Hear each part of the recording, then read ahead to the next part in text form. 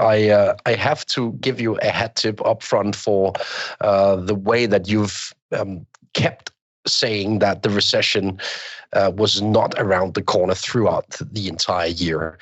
You said it in early January when everyone and their mothers were stuck in recessionary discussions. And now I have the sense that you've started to turn around a little bit on your view from a risk-reward perspective, Bob. Am I right that you see a recession as a likelier scenario for 24 than you did earlier this year?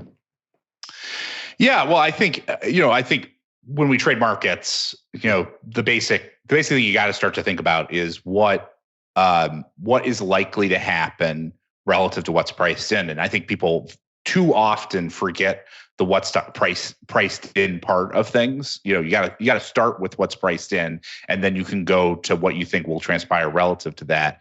And I think what we're seeing, what we saw at the beginning of the year was that basically everyone was pricing in the expectations of a recession.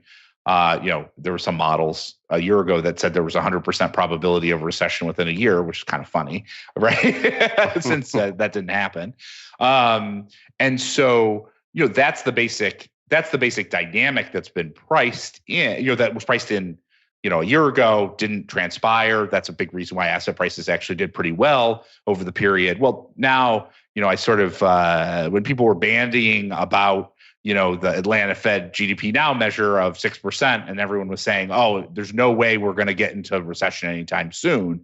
That's exactly the time when you might start to ask questions about whether there was, whether we have the probability of a recession, a year later with the tightening that we've had is certainly a lot higher than zero.